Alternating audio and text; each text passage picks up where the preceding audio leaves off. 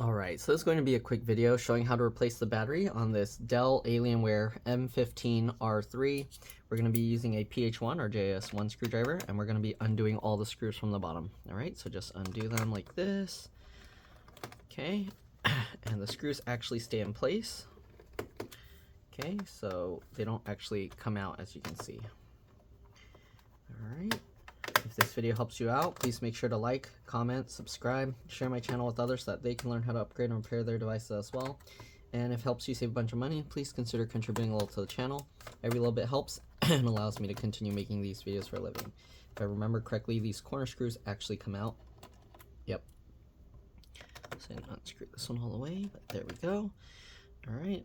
So if you can't contribute that way, it would help a lot if you could watch a few of my other videos and then like and comment on those as well. And I'll also have another channel called It's Been Reviewed. It would help a lot if you could subscribe to that one as well. Alright, anyways, after you get all the screws out, you can get a little gap here, so you pull up, okay? And you can see you kind of flex the case this way by pulling up in the middle. Alright, and then once you do that, you can actually slide this out. You don't want to pull up from this side because you can see it has these little tabs. If you do that, you'll break those off. Alright, so here you can see inside now, we're going to be replacing the battery. So the battery has this connector attached to it. Let's get a thumbnail real quick. The main thing we're doing again is just replacing the battery. The battery model number is right there, 69KF2. Let me show you the replacement here, 69KF2. That's the battery model number. Okay, and as you can see, it doesn't have a connector to plug it in, so you actually need to take the old battery connector and transfer it over. Okay, so first thing you want to do, which I didn't check, is make sure the computer's off. It's off. All right, that's important. All right, now let's go ahead and undo the battery screws. Okay, so we got one here, one here. Again, we are going to have to migrate everything over. You want to keep the screws in order because they can be different size, shape, and lengths. The way I do that, I put them flat side down like that on my desk in the power and I remove them. So we got 4 going along the top, and then I believe 4 going along the bottom. Yep. So I'll get those all out. Again, keep them in order. They are different size, shape, and lengths than the bottom case screws, and also the screws along the top are different size, shape, and length than the ones along the bottom. Alright. All these out. Alright. Now that we got that, we're going to carefully lift here. We gotta be careful here. We are obviously going to have to disconnect the battery. I didn't disconnect it yet, but we're lifting this up, okay? And you actually have to slide it forward, so because it's caught under these, but these have little raised pegs, so you do have to lift the 2 sides and then lift it off those pegs, then you can lift it up and get that. All right, so now that we got this, I kind of have a little more room. I'm gonna get under here. Let me zoom in a bit. Okay, so once you get under there, I kind of grab and then you kind of just wiggle this. If it doesn't come out, because you want to be careful since we're reusing this cable, you are going to be able to use a little tool here, and then you can use that to help push it. So I'm going to actually use the small flathead screwdriver here, get it in there, and I'm going to use that in there to push while I pull on here, okay? And again, it helps to kind of go up, down, like pull, like change the side you're pulling to kind of help wiggle it out, because this is really difficult. And now I feel this side sliding out, so we'll go to the bottom, and there we go. Okay, so that's how you get that off. Now we gotta, of course, peel this. Also, I'm pretty sure this battery also acts as the CMOS BIOS RTC real-time clock battery. So once you pull this out, you want to make sure that the computer is going to boot up okay. Leave it for a while when you power it on. If the BIOS is resetting, it will take a while, so give it a few minutes. If it's not turning on, that's normal. Okay, so here we go. We're going to go ahead and peel this up. So carefully peel this away. And the funny thing I noticed with this battery is because it's Alienware, they don't, oh actually they do put the little Dell there, but normally they put a big Dell right here. So it's kind of interesting they take that off. Okay, so we'll just peel this up. And I'm rolling the adhesive over, okay? So that way it's less likely you see it peels up a little bit of that. Okay, so now that we got those 2 out, we're gonna flip it over. The bottom also has adhesive here. And we do have to also untape this. They put some tape over this. So you actually have to go from this side and then unwrap it. Okay, kind of annoying how they get all this connector all taped up.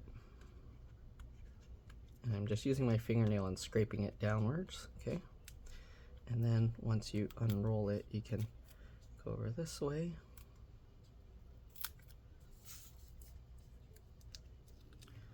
Okay, and then we'll go here. And this is somewhat peeling up some of this casing, so make sure now we're gonna peel it this way to get that without peeling that up. Okay, and this actually has, it looks like it's just a pull mechanism. So let's see, look at the bottom.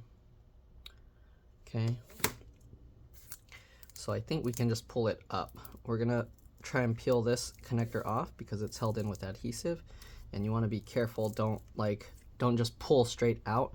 I'm trying to keep it as flat as possible because you don't want to break the wires. Okay, so I'm pulling this way as I kind of also pull up. Okay, there you go. Then we have this plastic tab that's attached with this adhesive. We're just gonna pull it straight up, and there we go. There's the connector. There's the old battery. We'll set that aside. Get the new battery, okay? And you just line this back up. So you can see the pins here and the pins here. So line that up. And then click that down. Okay. Let's see here, it's being... The problem is this adhesive stuff makes it difficult because wherever you put it down, that's where the connector stays. So you kind of have to make sure to get it lined up right. Okay. And then push it down. There we go. And there we go. So we pinch that all into place. Now we'll tape this down. Wrap that around. Wrap this around. Okay, stick that back down. And now we'll go ahead and put this back. So again, it goes in slightly at an angle like this. Make sure it goes over those raised bumps.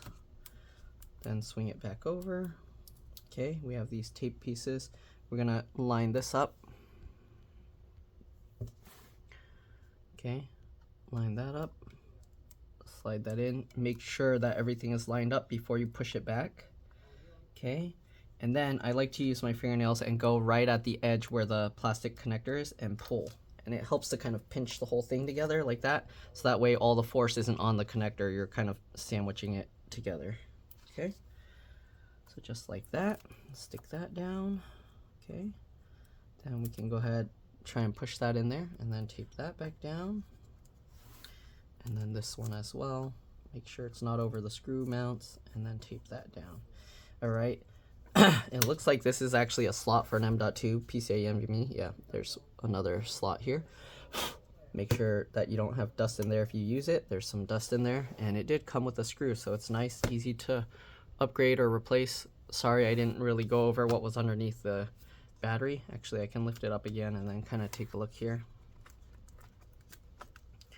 So underneath the battery, you have the touchpad connector.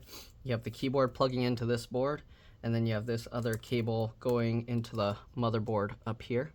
Okay, and then you have this cable, which is for the keyboard backlight. Okay, that's what the orangey, whatever, goldish orange color connector usually is. All right, so we're gonna rotate this back over. Get that back in. All right. So yeah, one cable here to the motherboard or logic board, whatever you want to call it, for the keyboard and everything. All right, let's switch back over to the other screwdriver and then get all the screws back in, power it up, make sure everything's good. So, oh, wait, what is this? Okay, for some reason we got the screw holes here covered. So I need to, oh, wait, what? Are you serious? So they cover it with the plastic here, this battery, the replacement one. I guess it's so they know that, what do you call? Like when you use it, it basically is like breaking the seal. Let me see if I can just push it out of the way so I don't need to make a hole through there, because I don't want to push that material into the screw hole. Let's see if we can move the plastic out of the way. So we can actually push through here, and then we can flip this down out of the way. I'm just going to fold it out of the way, okay? And go over here as well. But yeah, this has, it's basically supposed to be like a seal, I guess, so they know that you installed the battery before. We'll flip this back over, go in there. All right, and there we go. Now the holes are open there. Okay, again, I don't know, depending what battery you get, it might not always have that. So anyways, let's go ahead and get these screws in. That was just something weird I noticed when I was gonna put the screw in. I was like, why is there something covering the screw hole? Okay, so we'll get these 4 screws in on the bottom, and then the other 4 screws at the top, and then we'll get the bottom cover back on. Again, hopefully this video helped you guys out. If it did, please make sure to like, comment, subscribe, share my channel with others so that they can learn how to upgrade and repair their devices as well. And if it helped you save a bunch of money, please consider contributing a little to the channel. Every little bit helps and allows me to continue making these videos for a living. Again, if you can't help out that way, it would help a lot if you could watch a few of my other videos and then like and comment on those as well. I also have another channel called It's Been Reviewed, where I kind of am trying to just put only my review videos there, but right now that channel is not getting as many views and stuff, so I put them between both channels. But hopefully one day that will be only my review channel, and then I won't keep putting them here. Okay, this does have another M.2 PCIe NVMe SSD slot here, but it's a shorter one. It's a 2230 SSD. The other ones are the full length. I think it's 2280 or something.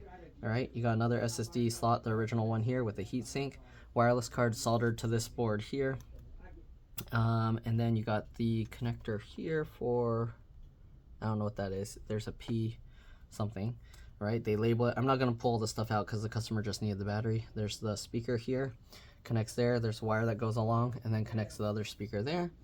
And then there's all these other connectors under here. But again, I don't want to mess up stuff since the only thing wrong with this was the battery. You also have this connector going down here, so be careful if you lift this up.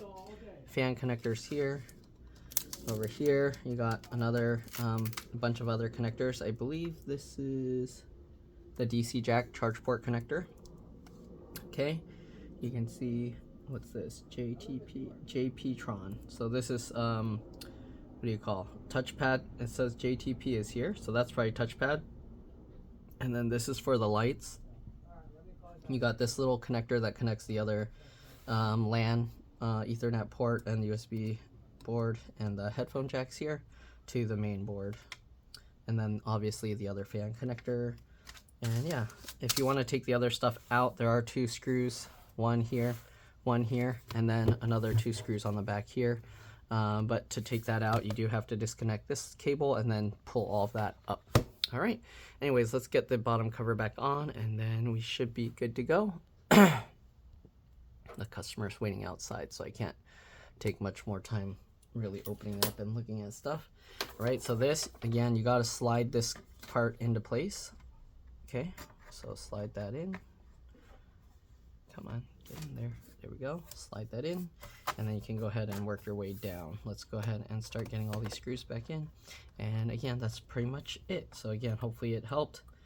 All right, thanks for watching. You're welcome to stay as I get the rest of the screws in, and then we'll power it up. And you can see how long, you'll see how long it takes for it to boot back up after the BIOS battery has been disconnected. I'm assuming there's no separate BIOS battery for this laptop. Sometimes you never know, they hide them underneath the motherboard. But yeah, so we'll find out when we go to power it on. Let's get this last screw in here, this one here, and obviously don't forget to put back the 2 screws that we actually took out. Make sure everything's clicked in. This one here,